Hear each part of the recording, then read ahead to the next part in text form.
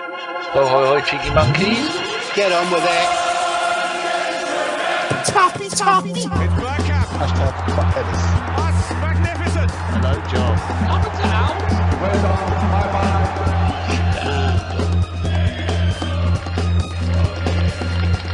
Be like the Arsenal. Be ambitious. Come on. This is Warsaw Calling.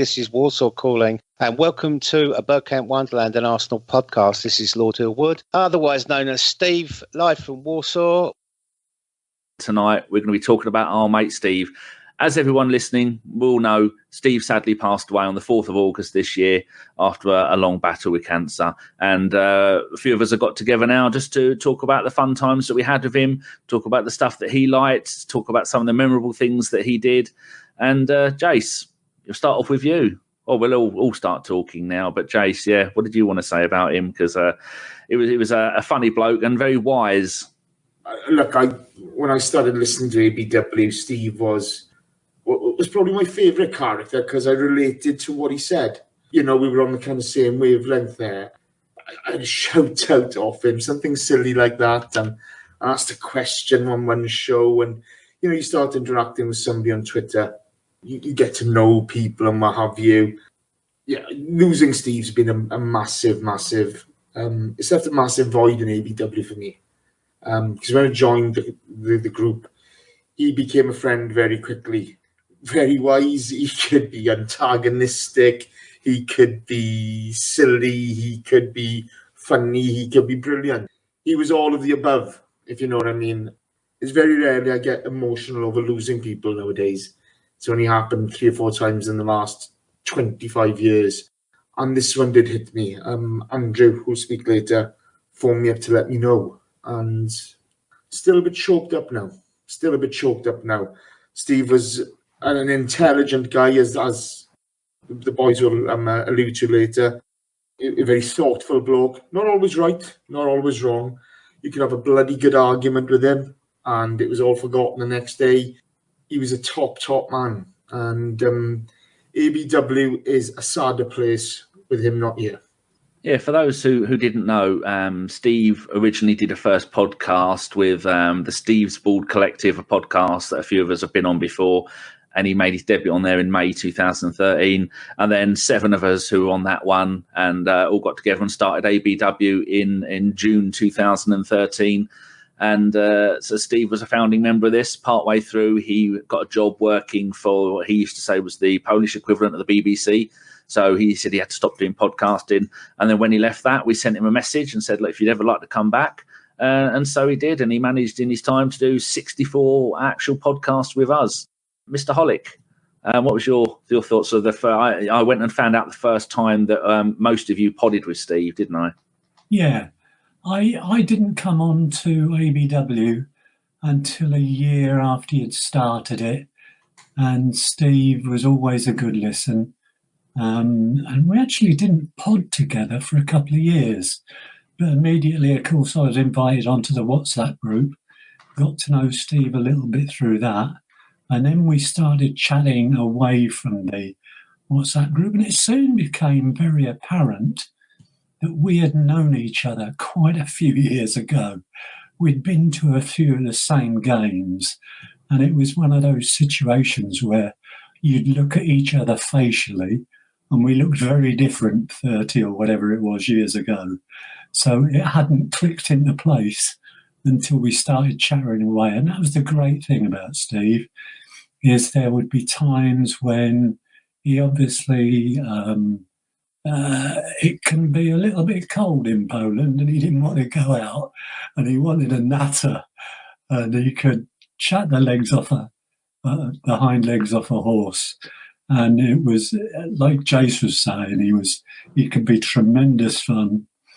But the thing that always struck me about him is that you spoke to me, or you spoke to everybody just then and mentioned him going to Poland for the first time, working in television, then getting this excellent marketing job. And I think back to the Steve I must have known 30 years ago and what most of us were like.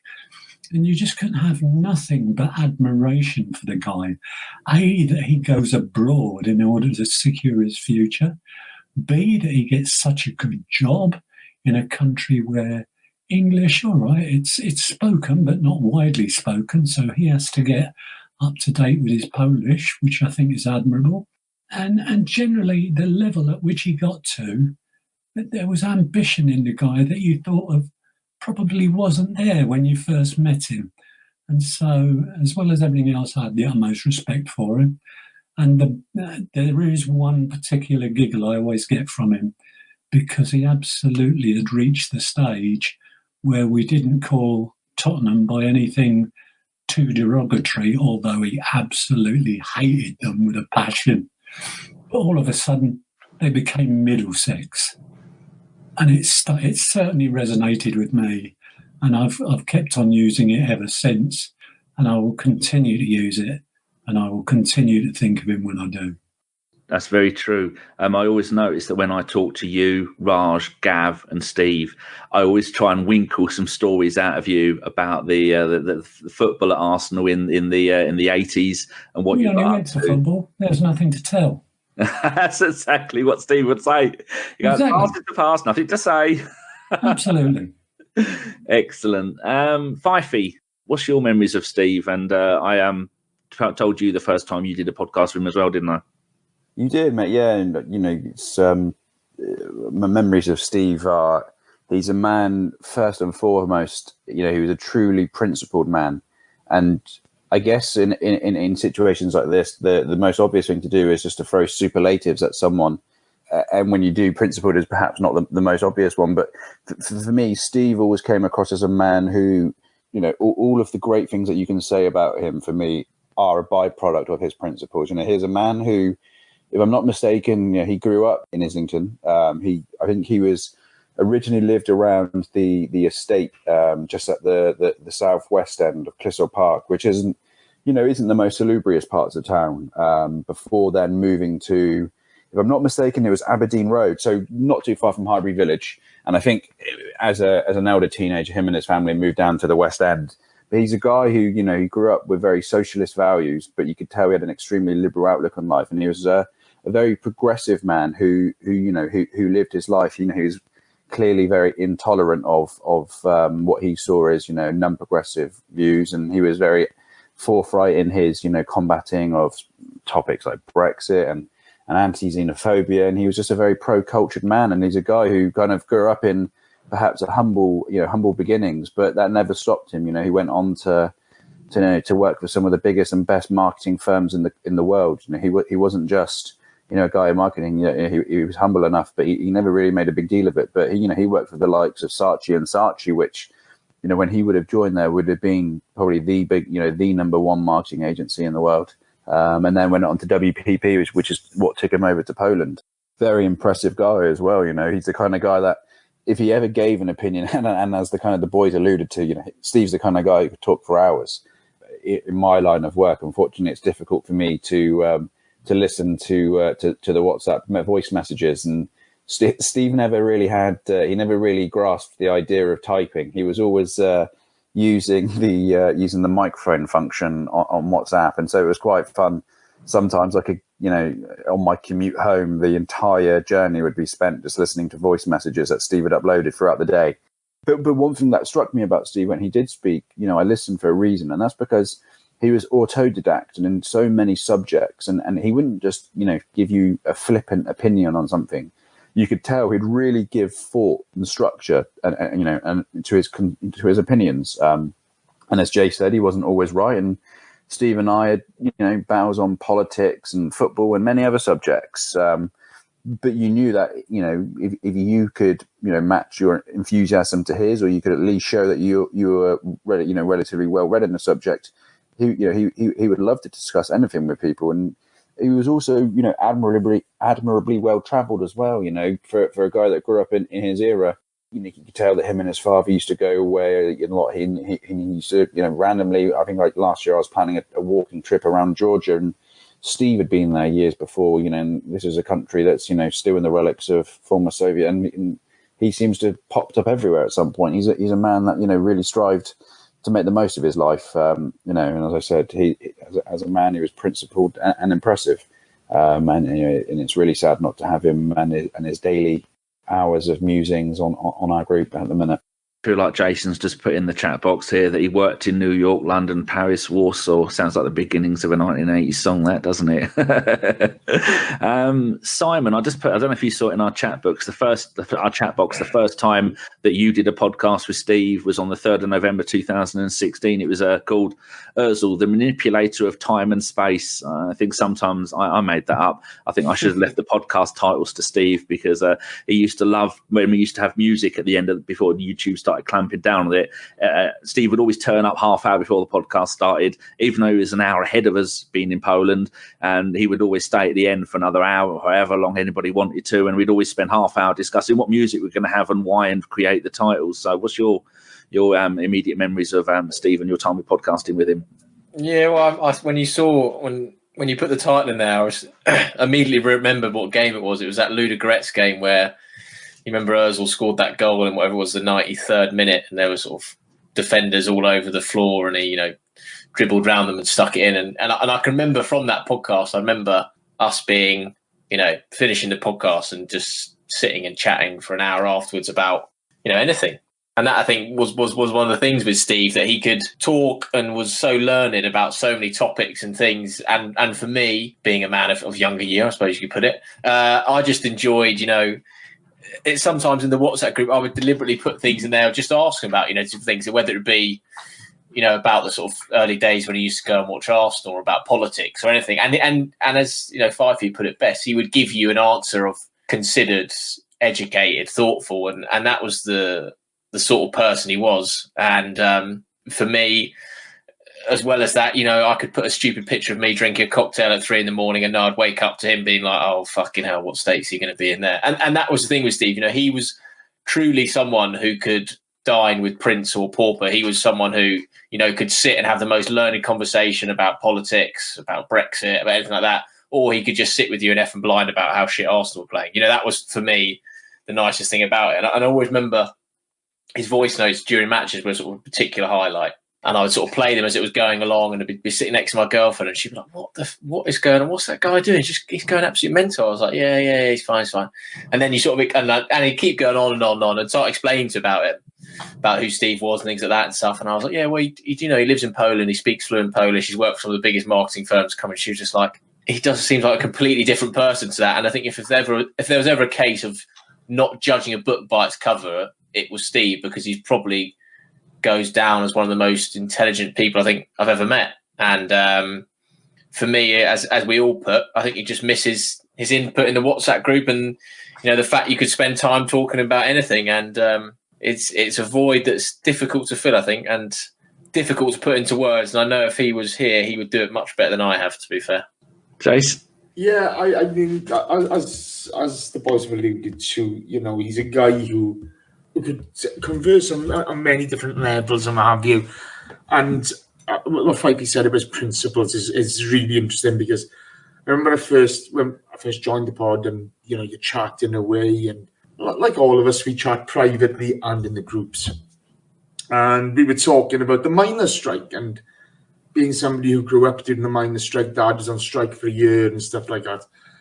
I remember thinking, oh God, here we go, another champagne socialist, and you're back in mind, you're thinking, oh, what's he going to come up with now? Some, the usual stuff, okay, and you just think, something you lived through, and then some guy working at Saatchi, and Saatchi is going to tell me all about it. And he just said, oh yeah, I remember I used to do the collections at Saatchi and Saatchi for the miners.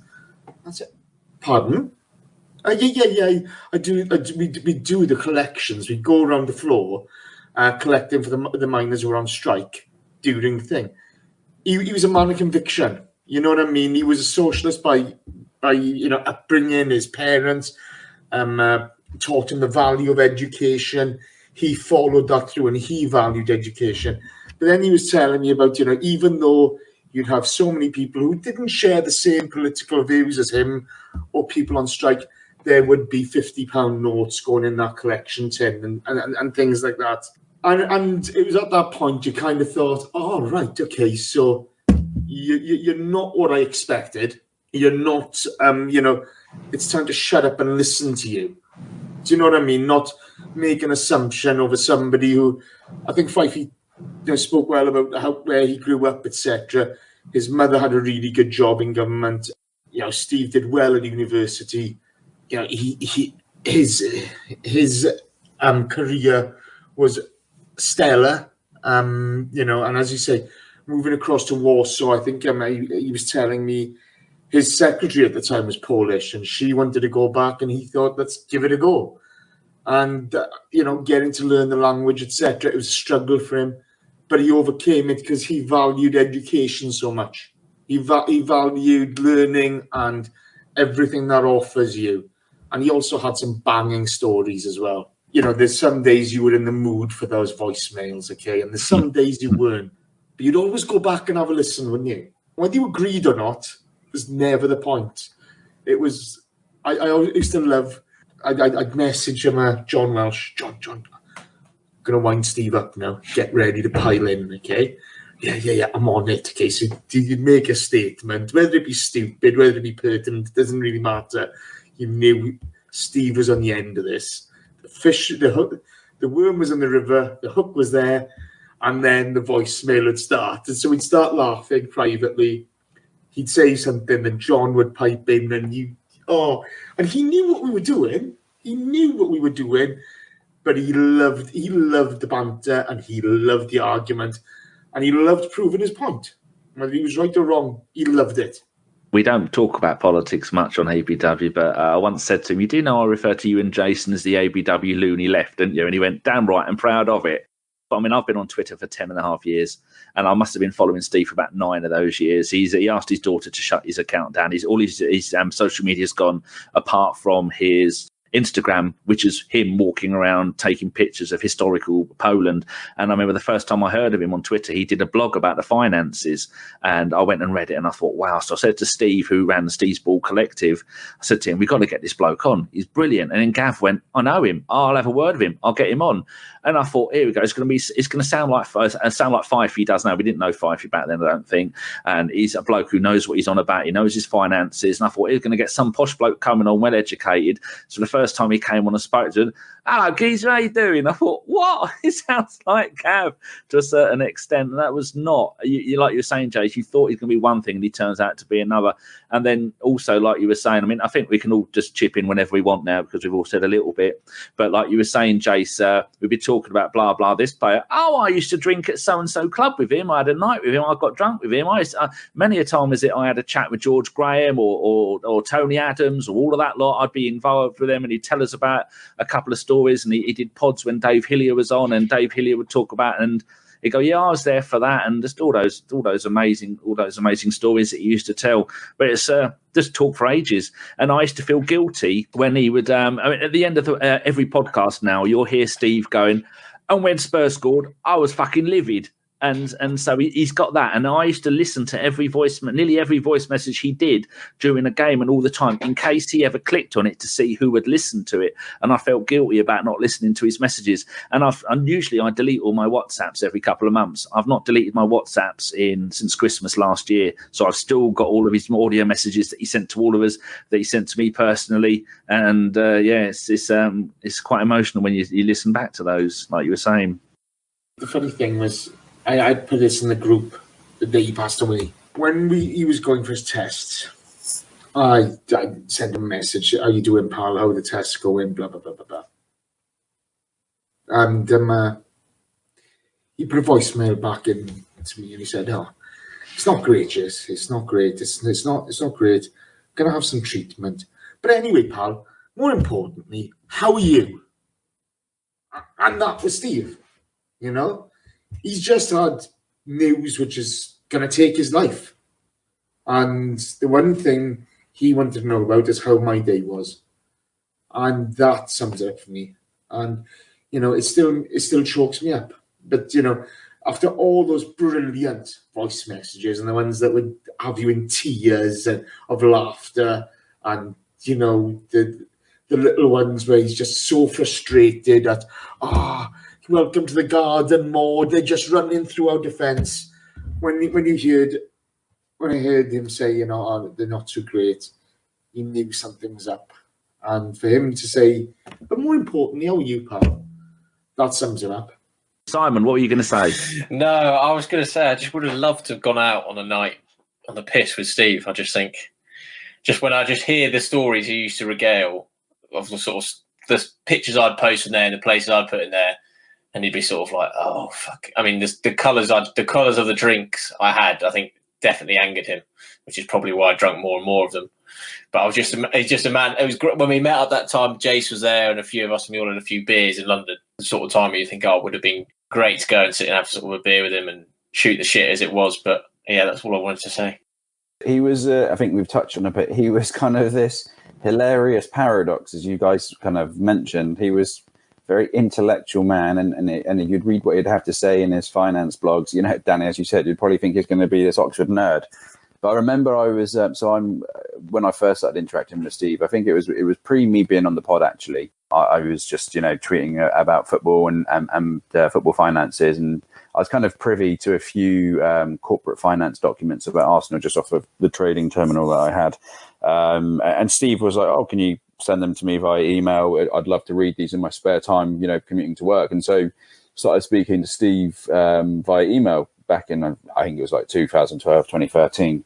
And we were, going back and forth somewhat about, various elements of, I don't know, financial ratios to do with Arsenal or something crazy. And then I just remember, I think we were playing Tottenham the next weekend, and just this absolute stream of filth appearing on my timeline from, I don't think I've ever seen the C word used so many times in quick succession. And genuinely thinking, is this guy been hacked? This is surely not the same guy who I've been conversing about, net debt ratios with, and how we can solve for it with a different marketing strategy or something. But he was, when it came to Arsenal, he was like Jekyll and Hyde, wasn't he? Bless him. And all the intellect went out the window, and then he was the most emotional one of us going, I think. But absolutely loved chatting football and finance, and also said he made, even though I didn't necessarily always have the time of the day to talk on WhatsApp, just because of his insistence on voice messages. But when you did talk with him, it was always fun, right? He was just so engaging and encapsulating, and you couldn't help want to, talk with him, whether you agreed with him or not. It was going to bring, brighten up your night.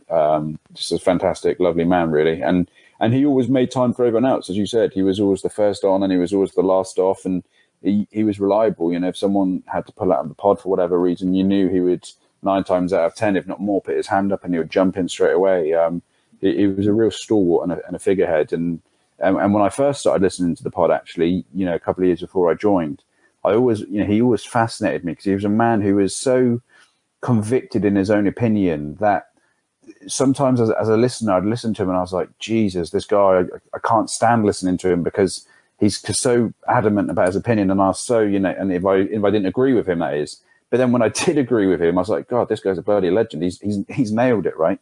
He was, I don't know, he just had this way of, really wanting me to listen more and more to the podcast, just to think, I wonder what Steve's got to say about this topic. Whatever the topic or the theme of the week would be, you knew one way or the other you were going to come out there and you're either going to have this huge disagreement with what he had to say, or you're always going to back what he had to say. But he never left you on the fence, did he? Did it, old Stevie boy? He always brought out the best in you. I'll tell you what I kind of remember most about him, and it's not what you'd expect from a guy with his background. And he did have a couple of hobbies he's very keen on. I'm sure one or two of you will pick up on the one I'm not going to mention. But he used to drop me lines. Danny just alluded to his love of going out at the weekends, photographing around Warsaw. I didn't realise he'd left the Instagram account up, because I thought there was a reason he would probably have dropped it. And I've just had a quick look at it, and there are a number of photographs that don't appear. Because what was fascinating about the guy, and he would drop me these snaps and say, have a look at these, and this is what it's all about, and this is where it was. And he would go, there are obviously places in Warsaw that are linked to events of the Second World War that they've kind of tried to hide away behind various fences and barriers. And Steve and a couple of his mates would find a way around those barriers and take some of the most sensitive and astonishing photographs I've ever seen. Some of the most moving shots. And I know he did share them for a while, but he never left them up for long because the Polish authorities wouldn't have been overly delighted with him. And I'm sure that whatever was there has gone now is because he wouldn't want anything to happen to the family. But it was, if you can imagine the situation for the Jews in Warsaw back in that time, there is still lots of evidence of what happened that's not been disturbed. They try not to let people see, but I guess at some point they will want a record of the horrors that happened there. And his photographs captured them. And I will never, ever forget that. You wouldn't have expected that side to him either. But he was just, as well as being this brash sometimes, he was also a very sensitive guy at times. It was a great side of him to share. He threw himself into that, though, didn't he? I remember I watched some documentary on the Holocaust, and we were just shooting the shit, so to speak, talking about it and what have you. And I mentioned there was some guy who was I can't remember which camp it was. He escaped, and he became part of the resistance. And he said, "Oh, that's such and such," and he'd interviewed him, or he'd become friendly with this guy and many others like him. And he'd put up links to interviews more interviews that this guy had done about his time, about his experiences of that time, etc. And there wasn't just one or two of them. He, when he moved to Poland, he immersed himself in that culture. He really got down with it, and he got to know people. And this is our fondest memories of the man. And but it's who he was. He didn't do things by halves. He told you exactly as it was. And there was always a little surprise from Steve, wasn't there? There was always a little surprise of, oh yeah, I know him. I've interviewed him. We did some work with him, etc. Blah, blah, blah, blah. I was like, Jesus, I've just been looking at this guy on TV thinking, oh my God, I don't think I've got an ounce of that bravery that you've shown in me. And Steve knows him, and Steve's been talking to him, and he really, really did immerse himself, and he found it important to remember what had happened and to do these people justice.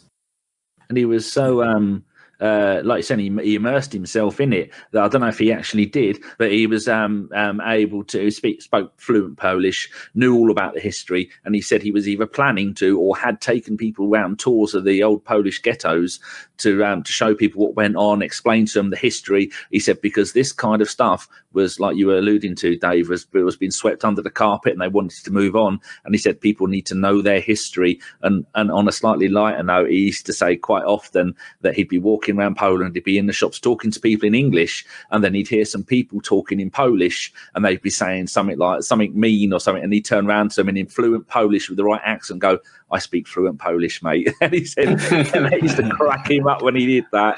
And then he always had the pub that he'd always go to, and he was always regularly going on about that his mate used to do the commentary for Polish TV, and he'd text his mate when he was doing the commentary for the Arsenal games on Polish TV and go, you've got that wrong. And then a couple of minutes later, his mate would then go, and then he'd correct himself live on air because Steve had messaged him and gone, "Oi, you've got that wrong, Treacle," and then do stuff like that. But it was just so funny the way that he did. But it's amazing how a boy from London could go over there and fit in and be teaching the Polish about their own history. That is something that is just amazing, and that's why he wanted his Instagram left up. He did that trick with the language. I think he used to do it for like cabbies as well, when they'd sort of try and mug him off and take him this sort of wrong route. And they'd try and overcharge him, and he'd sort of quit back in Polish, like, you do know I fucking speak the language, by the way, mate. And that was the thing, was like his insight into like Warsaw and Poland, I always found fascinating. I mean, from a mundane and simplistic level, you always knew what the weather was like, because he'd either be saying it's fucking freezing, it's -30, and I've got the heater on, or he'd be rejoicing that it was summer because the opposite sex's attire had changed. Like, that was the way with Steve. He would just always give it how it was. And as much as, you know, we always talked about how we'd bait him, and, you know, Jason, John, you know, those sort of stories are so funny. But if there was any way you wanted to poke the bear and just get him rolled up, all you had to do was mention Jerry Payton, and you'd have him. You'd have him off. Windmilling, coming out of the penalty area, windmilling at everything, missing it. It goes, that twat's been trained by Jerry Payton. Need to get him out of the bloody club. He's a nightmare. He's a nice dancer. And it helped as well because obviously Szczesny and Fabianski, you know, both Polish and both had an utter hatred for Jerry Payton, and went on Polish TV. That Steve was even more, you know, justified in his hatred because the two goalkeepers, both from Poland, had come out and, you know, obliterated Jerry Payton. But that I will forever associate with Jerry Payton with Steve and his utter hatred of him. Do you know, there are a couple of stories which always make me laugh. Okay, there's one. He's on the lash and is local. And I'm not sure if it's the night we beat United to win the title at Old Trafford, or it was from one of the games on the 49 run. I can't remember which one it was, but there was an Asian midget who was a Man United fan giving it large at the pub. Okay, and then Steve was talking, and he said, "Well, you know, you got to be nice, you know." His Polish was quite decent, but of course you got that Chinese or whatever twang it was. He said, so I had a bit of trouble with him, but then he started getting leery. I said, "Oh, what did you do?" "I threw him over the bar." What? He said, "I threw him over the bar." He said, "You're fucking coming back in here like that." And of course you're in tears, aren't you? You know. But that fit in the pub, though, didn't it, Chase? Because didn't he used to say it was the Legia Warsaw pub? And I'm sitting there thinking, there's no way in hell if I'm over there, am I using the Legia pub? But obviously him being able to speak fluent Polish, he was able to make friends, he was able to share stories with them. And so nights like that, I'm sure they were all gooners for the night. Yeah, there was a big expat population who used to go in there. And he said, and because they all knew each other, they knew what buttons to press and not to press. But this lad was just pressing everyone's buttons that night, you know. He was the guy in the lift who presses every single floor, you know, and he paid the price for it. But there was the other one where he'd been to the market. It was middle of winter, been snowing. It was utterly freezing, and the dog used to have this little suit. He'd put the dog in to go out to do its business and what have you. And they'd been down to the market, and he'd spent a fortune on meat. He said, "He'd spent an absolute fortune." He said, "I've come back. I've packed the freezer." He said, "It's colder outside than it is in the freezer, but the fucking freezer's gone and broken. I'm going to ship all this meat out to the bloody ex-wives." He said, and you know, he's going on and on and on now, and he's really winding himself up. And he said, to cap it all off, the fucking dog thinks it's having a field day here. It's licking its lips. It's looking at all the meats, you know. And he's just doing it. Oh, he's brilliant. Brilliant guy. Every few months, I connect my phone to my computer and I just transfer, because me and Sean I send her a video every night when she's away at uni, and then I was just transferring them over, and then most of them are just smut that Simon's put in there, and I think, oh my god, if I need to delete that off my computer as soon as possible, or there's some like wrong stuff on there from John, or there's other things like that. And there's this one, and it was of Steve, and I thought, oh, this must be from a while ago. So I double clicked on it, and it was him standing outside giving a walking commentary for about a minute of him walking from home to his next job in the freezing cold. He's got Arctic clothing on, and he's saying it's minus bloody 20 degrees here with wind chill. It's minus 30 degrees, and that was always the first thing we'd say to him this time of year. What's the weather like, Steve? And he goes, fucking freezing cold. And then he'd go, sometimes we'd be doing shows and you'd hear the fire engines go, because in where he lived, out of his window, you could see the main fire station in Warsaw. And he used to go, oh, the fucking Polski's here. One of the twats is no doubt having an indoor barbecue. He's burnt his flat down. And they're doing it right as we were recording the podcast. He'd have to wait until the sirens had stopped. But he used to get so annoyed with them doing indoor barbecues. And I never knew whether he was joking about an indoor barbecue. You know, like people joke about indoor fireworks that actually turn out to be a thing. So I never managed to find out whether they really were having indoor barbecues, or it's just his way of taking the piss out of them. But, it's when they got drunk. They came back after being out in the lash. Yeah. And they took some local dish. They would, and he said every night, and whenever he was on the podcast, his window would be open, and he lived by the fire station in Warsaw, didn't he? Yeah. So of course they'd go past some Pavel's gone and he's burning the flat down drunk again and what have you. And it just became part of ABW legend, didn't it? Yes, the first thing you'd ask him, what's the weather like? And people might know I'm not a fan of the cold. And he used to always say, Dan, you fucking hate it here. I said, yeah, I wouldn't be living there, Steve. I'd be living somewhere warm if I could move. But, here's something, boys, okay? On our website, Steve, our man in Poland. Okay, podcast debut, number 1, 11th of July 2013. ABW live debut, 205, 23rd of May 2018. I was really happy to have him on that. He's been a big supporter of it. But his favourite Arsenal player, Charlie George. His favourite Arsenal season, 89. Favourite Arsenal manager, George Graham. Favourite Arsenal stadium, no-brainer for him, Highbury. Favourite Arsenal goal, Bobby Pires, Aston Villa, the 2-1 game in 2002. Favourite non-Arsenal player, Tony Cruz. Favourite non-Arsenal manager, Bobby Robson. And non-Arsenal stadium, Goodison Park. That says old school all over it, doesn't it? Yeah. Bobby, in a weird way, Bobby Robson's quite sort of fitting for a character Steve sort of was. Just principled man, you know, impressive, educated upbringing, rose to the top of his industry.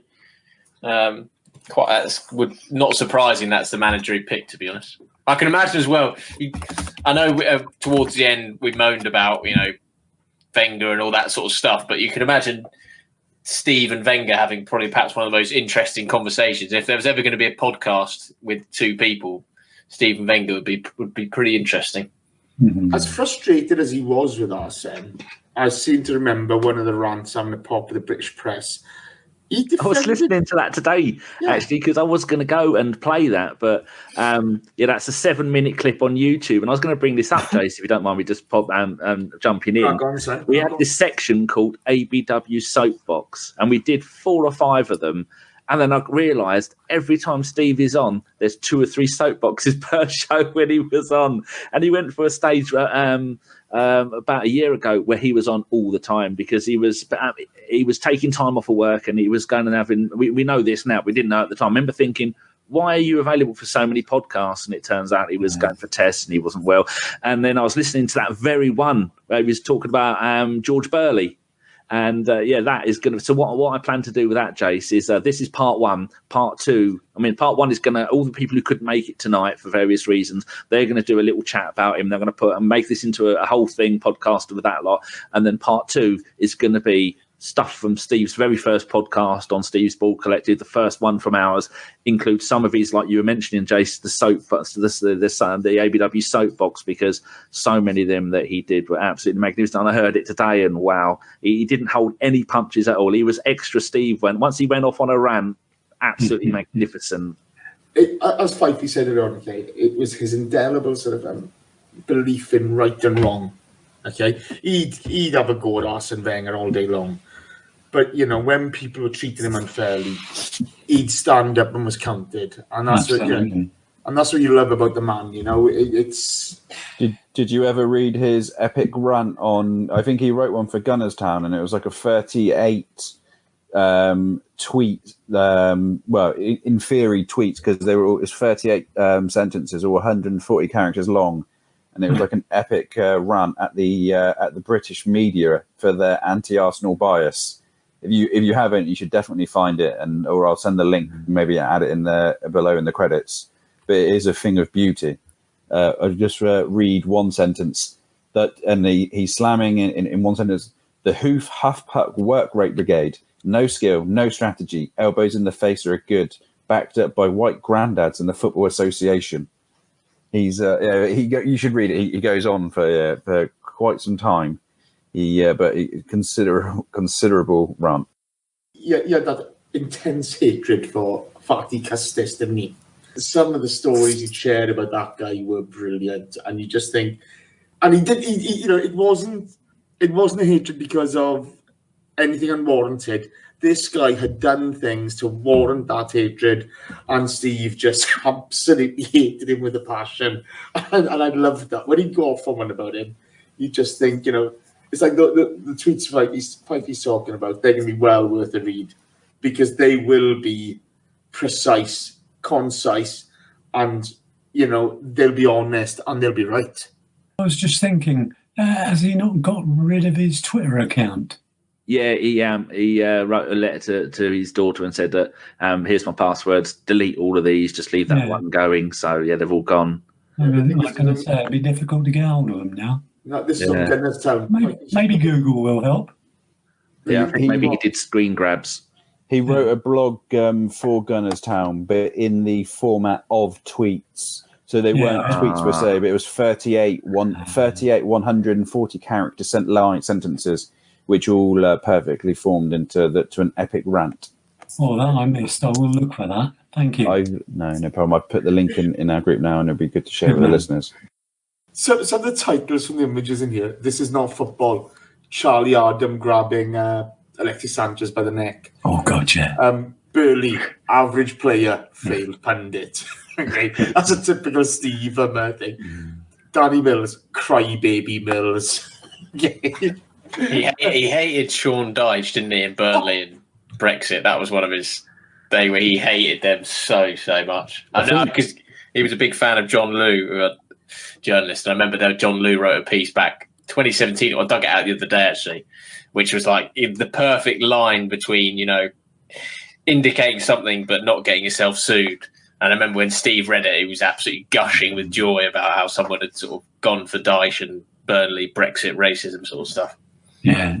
He also always had a bee in his bonnet about Liverpool, I found. That was one club who was nearly on a par with Middlesex to him. And he was always adamant that Tottenham were doing PEDs.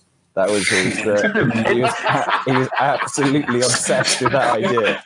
It was Son, wasn't it? He was convinced Son and Kane were on. Yeah. Headed up cunt, I think, was the exact words that he used to use. I'm not entirely sure he was wrong, by the way. I have to explain. If you're our age, Steve and I would have shared that hatred of Liverpool, because growing up, you have to remember through the 70s and 80s, when they won nearly everything, nearly every year, and all of a sudden, when you were used to being amongst your very own in North London, all the kids that were growing up were Liverpool fans. What the bloody hell was that all about? And it got to the stage where it really riled all of us, I think. So, yeah, I absolutely get where he was coming from there. Dan, was it you or him who called them the bin dippers? Yeah. No, that wasn't me. No, that's been him. I think it was Steve, I think. Steve called them the wall pushers. Yeah, he loved it. And when you go, Steve, we're partway through the 21st century. You can't say, fuck it, I don't care. Fucking wall-pushing cunts, bin dippers, fuck the lot of them. Oh, it's hilarious. You think, there's no point telling, Steve knows better than me. He's a more worldly wise man than me. And it's on his head be it, and he loved it. He also might have given the most, articulate tactical point about how, we came unstuck because the left back was slightly out of position, and then he'd finish it up and go, yeah, the fucking bin dippers will push. For fuck's sake, Steve. Oh God, he's actually got on that blog fight he's talking about. There's a picture of Dele Alli diving against the Swans. Another Spurs dive, penalty given. He's not wrong, was he? Not wrong. No, he really was. No. It's funny, you go back and you remember all those voice messages and you just think, I know John would probably say in his piece, but he'd play them to his mates. And his mates loved Steve. And they weren't even Arsenal fans or football fans, I think, a couple of them. Just loved how passionate he was about things, you know? Talking about how good he was. Sometimes when I wasn't host. What, sorry, I just started reading through the fucking thing that Fifey put in there. There's just a line in there that says, "So don't come at us talking utter fucking bollocks, Craig Burley. You ex-chav non-achieving so badly, or you on US soccer ball telly knob." Fucking hell. Oh my god! Sometimes you just have, when he went off on a rant, you just have to mute yourself because you need to be going or laughing. It'd be one or the other. And I remember back in the days when we had the other host doing stuff here, and he used to say to me, "We've got Fifey, we got Steve on tonight. This is podcast gold. Let them do it." And it'd be those two talking for 20 minutes, and no one would interrupt them. It would all be finances. And then Steve would go before the pod, say, "Look, I know the people. I used to work for Puma. I know the people at Puma. I know what's going on at Puma. I can tell you lot now, but I can't put it on the pod." And then whatever he told us now, 6 months before the deal was signed, once the deal was signed, it was almost exactly what we were getting. The stuff about we're trying to aim for a younger, hipper market with the Puma deal and all these other stuff. And he'd regularly have inside information, didn't he, Fifey? He did, yeah. He had some good sources in the club. I think I remember being on a pod with him, actually. It would have been maybe last October time, and he was talking about Adidas and his knowledge of the Adidas deal long before it was made public. I'm talking back when it was rumours. He did seem to have some good ins, but he was also, as you said, he was really well known. He really got to grips with the financial side, and he understood commercial revenue streams and what the knock-on effects of deals meant for the club. And just a guy you could really shoot the shit with on a high level, which he was a fantastic guy.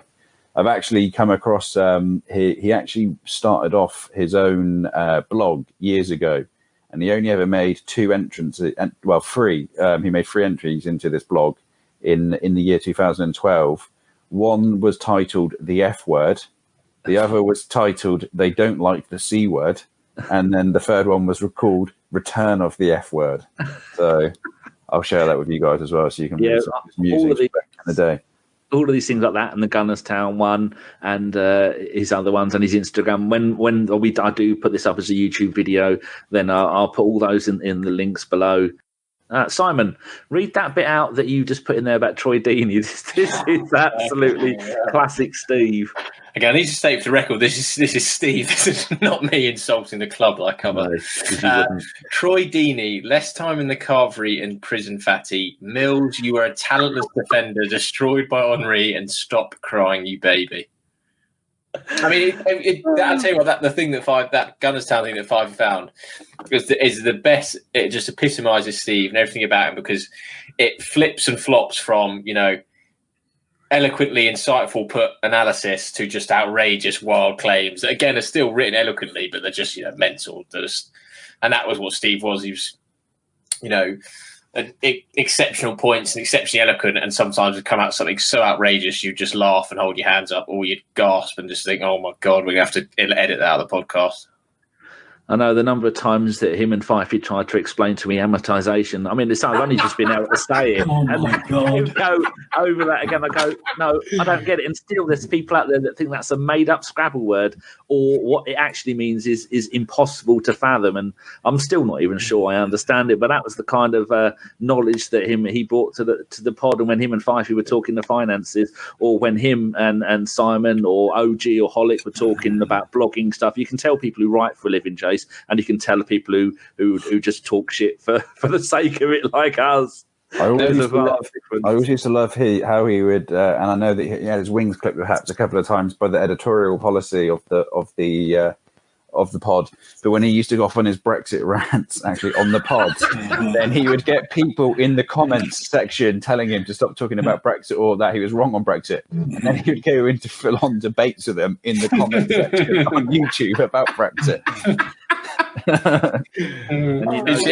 His finance pods were great, to be fair. They were actually they were quite often my favourites, ones where you got Fifey on, Steve on, sometimes get sort of Swiss Ramble on, and they were actually so insightful for all the times we have ridiculous pods, particularly after darks and stuff like that, where we talk about ridiculous stuff. Some of those pods were proper, meaty financial discussion that, not even mainstream media were doing in that depth. To be fair, Steve. When you look at some of the content we put out, okay, and I'm forever proud to be part of this group. I really am. We there's a great bunch of people who, who all contribute, who all, give a shit about each other, and who care about the football club. And some of the content we've put out there has been exceptional in my eyes, okay? And before I joined, especially, you know what I mean? And since I still loved listening to Steve and all you guys. Do you know what I mean? I still love the content. And when he was in full flow, you know what I mean? Okay, you may not agree with him, you know what I mean? And there's only one time I think we've ever, you're way out of order there. And then, it goes under the carpet. But he'd always have something interesting to say. He'd always have something which opened your eyes or made you think. He challenged you, didn't he? He challenged you to, okay, you may not agree with me, but tell you what, that's what I think. Come up with something better and give me a reason. Give me a reason to change my mind. Quite often after a pod, he'd say, sorry, Dan, I had to say that. It had to be said. I go, there's no, don't worry about that. But there was one funny story that when we first started podcasting, people, I don't know if people on the pod or listeners have noticed that I'm a little bit of a stickler when it comes to audio quality. If anybody tries to use wire, before we started, I'll edit this bit out because I went 3, 2, well, who's fucking doing the washing up, banging pots and pans? Fifey went on mute and the side of them. No one ever admits to doing it. But I know whoever goes on mute is the one making the noise. And if you go back and listen to the early pods, whenever Steve is on, you hear this really faintly in the background. So he used to get his phone and go, Steve, is it your fucking phone that's doing it? He went, I don't fucking know. You'd hear him pick his phone up and throw it on the other side of the room. And then I said, we got to the point with Steve where we were having to say, right, he went and went, fuck it. I'm going to go in the kitchen. He unplugged his freezer. His freezer, and he said, right, that is staying off until the show is done. And that wasn't it. And then he thought, was it his lamp that was next to him? Turns out that after 6 months of this going on and all the way through, it turns out that it was his charger charging up his laptop. And that helped. He has helped national radio with that, because I listen to Ian Lee every weeknight at 10 p.m. to 1 a.m. on Talk Radio, and he was having the same problem. And this went on for months. And I thought, should I just ring him up top? And I rang up and I spoke to the woman, and I said, I think I know what's wrong with Ian Lee's buzzing. She went, okay, I don't know, we'll leave it to the tech people. Ian Lee then went on 5 minutes later and went, hold on, Danny from God Manchester was there. Where's he gone? What did he want? And Amy said, he rang up to tell you what was wrong with the buzz. And he went, right, get him back. So he rang me back. And he said, well, you think you know what the problem with this is? I said, yeah, well, my mate Steve in Poland had this problem. Unplug your charger from your laptop. He went, we'll give it a go. And it stopped. He went, oh, you have just saved the show. There you go. So that's another thing Steve can claim, that his laptop buzzing has helped save national radio. The day Steve passed away, Fifey phoned me up, okay? And the news kind of hit me, okay? And, you didn't want to say too much. The boys were chatting in the group and you could see things going back and forth. And, I'm eternally thankful to Fifey for letting me know. The week before, Chris had phoned me up and he said, Jace, he said, look, I've just spoken to Steve. He said, give him a bell, mate. Give him a bell. And so give him a bell. I spoke to him, and it was a convoluted conversation, because obviously with the medication he was on, he was there was some hallucinations and so forth there. So, but it was, you've got to say goodbye, which was what the point. But that night, I grumped around the flat. I sort of did my, and then I was, it hit hard. It hit home. And I didn't know what to say in the group. I don't want to make out that he's a saint. I don't want to make out that, oh no, this, we knew what was going to happen. We knew it was coming, but you wanted to do him justice, and I've gone through the old clips I was talking about, and that sums him up.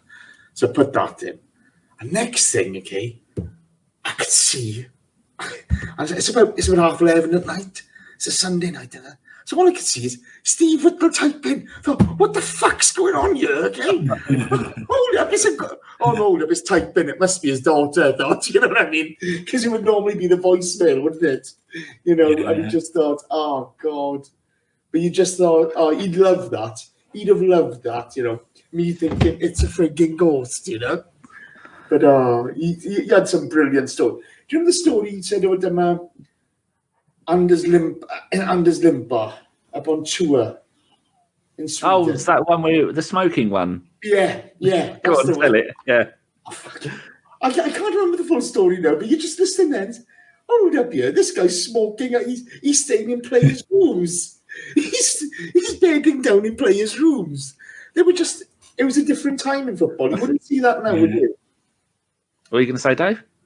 No. I was just agreeing. There were moments. I mean, probably the most famous one was after the '94 Winners' Cup final in Copenhagen, when Johnny Jensen came out with all the boys afterwards to celebrate, and some bugger nicked his wallet.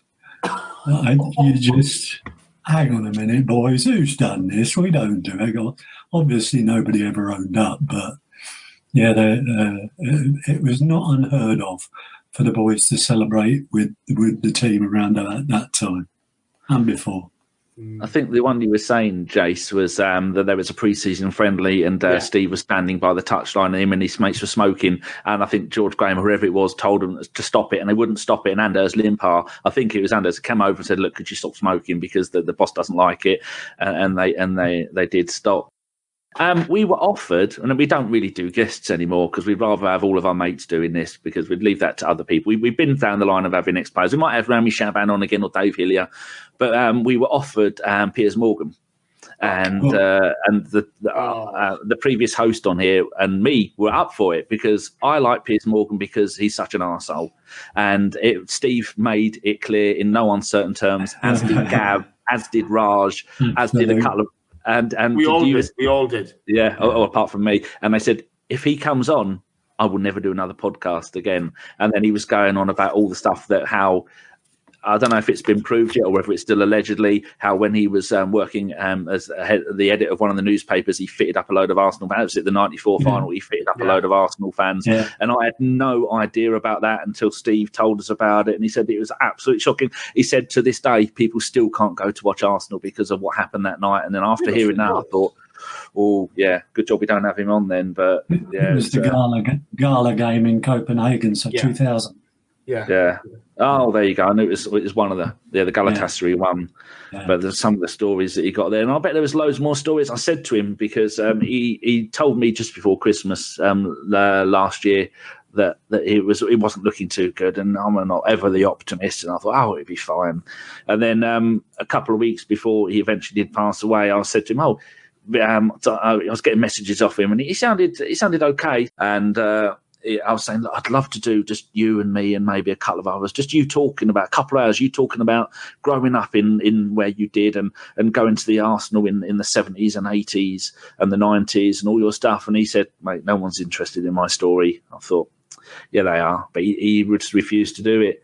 And I think that would have been such like many of you who have been going for all the years, hearing about your times. And then there's Jace was saying earlier that he rang me. And I thought, he never rings me. Why is he ringing me? So I rang him and had a chat with him. And he went, oh, yeah, I'm not taking any medication now. And then he also rang Chris.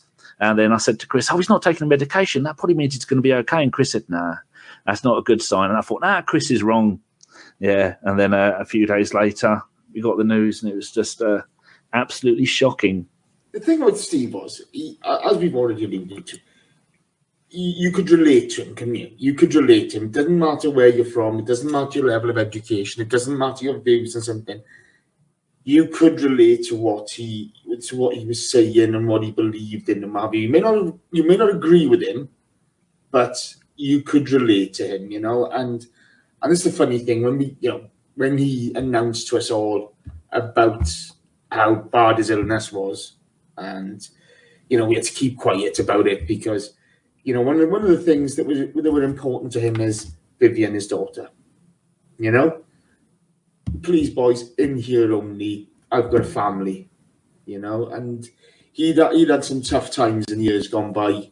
When we won't go into that, but you know, losing people in his life, and she was all that mattered to him, and her well-being, and you know, she was going to have to go through the mill of watching him fight and not win this battle, unfortunately, you know. But the only thing that mattered to him was that he handled that in the best way possible for her. And that, you know, that's another reason to love the man. You know, it's just another reason to love the guy. He's very forgiving as well, because when he told me, he said, I don't want anyone to know. And not for any major reason, but him and Gav had a bit of a disagreement. And, you know, like us old blokes, we tend to hold a grudge. And I said Steve said, don't tell anyone. I said, oh, okay, fair enough.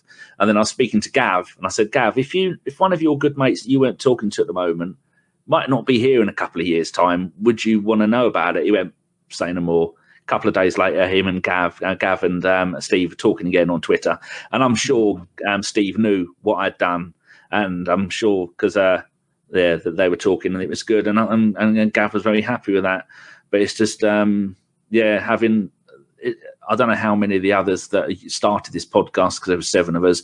I don't know how many of the others are going to be listening to this, but everybody had a big part in starting this podcast. It's a shame that there's a couple of them we don't talk to anymore, and a couple have moved on and done other things. But it's all for the good of the podcast. And at times he was the glue that kept everything together. He'd do the organising. He'd come up with ideas for shows. He had a lot of people that if he contacted them, like Swiss Ramble, I thought we're never going to get Swiss Ramble on. Steve contacted Swiss Ramble. Swiss Ramble came on. You knew that if Steve was going to wanted a guest on, he'd go and get that guest and get them to come on. And a couple of times he even hosted the show. So hopefully when I do the second part of this, there's a couple of where he hosted, and it'll be Steve saying hello and welcome to Bergkamp Wonderland. Oh, this is Walsall calling. That's how he used to open it. So when I do the second part of this, that's how I'll have that bit of him opening the show, because he had his own special way of doing it. And you knew that if he was hosting, you were going to get asked some hard questions. It wouldn't be like me asking you what you had for dinner or what's your pet's name or anything like that. You know, that if Steve was going to be on, people are going to listen. It's going to be a really good pod. In fact, sometimes some of the stuff on there, I'd have to go back and listen to it twice, because I thought that was a really good point. Or then I'd reference it in later pods to try and make it seem like I knew what was going on, when really I had no idea. Like amortization, still not quite sure what it means. Get a bloody move on. Get on with it, yeah. Never forget. He'll be chuckling listening to this somewhere in the airwaves up north. He'll be tapped in, no doubt. He'll be soppy twats. You'll be saying, "Get on with it." That's what we'll be fucking saying. Get to my bit of the pod. Fuck, you know. They fucking all were on peds. What you on about? I hope it's a bit warmer where he is now than warmer. Yeah. And Danny still can't fucking say amortization. You know what was really good about him as well was when Chris didn't have time to do the live show anymore, and me and Danny were talking, and said, "Okay, I'll have a go at it." And we made a conscious effort to challenge each other. And I don't think we do it all the time anymore, but, you know, we're not going to agree with each other on everything. We're going to challenge everyone. He was really supportive of that. And, he always made a point of, I really enjoyed that, blah, blah, blah. You're giving both sides of the coin and what have you. It's really honest.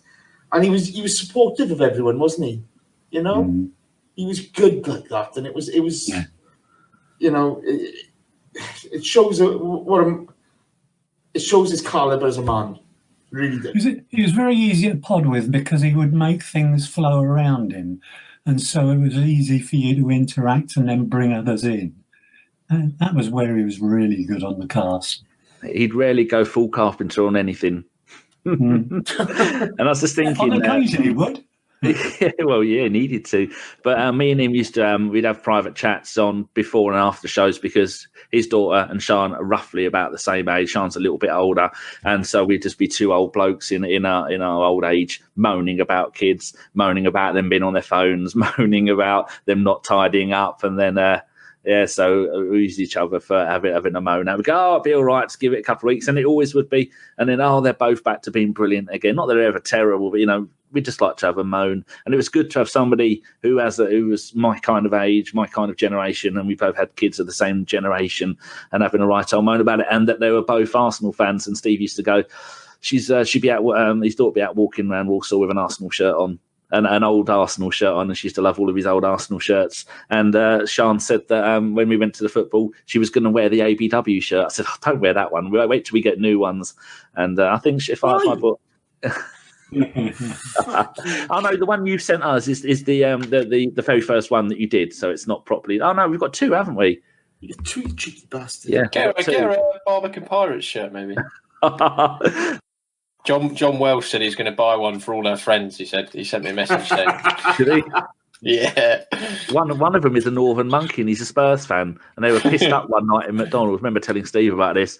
And the mate was he's a Northern Monkey, and he's shouting Tottenham songs. I said, does he even know where fucking Tottenham is? That Steve would just be shouting, get on with it. You're not even talking about the right stuff at the moment. So I'll go clockwise. Thank you very much, Mr. Fifey, for joining us. Thank you for having me. I wouldn't have missed it for the world. Yeah. Cheers, Jace, for jabbering on. The thing is, he'd be really embarrassed by all this, wouldn't he? Brilliant. Yeah, he will. That's the whole point. He's probably not even listening. He's probably upstairs seething about the fact that the Brexit deal was agreed today.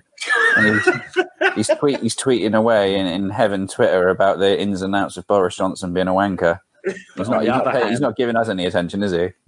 But on the other hand, he will be cracking up about Liverpool having to play on Boxing Day away at Leicester. That is good.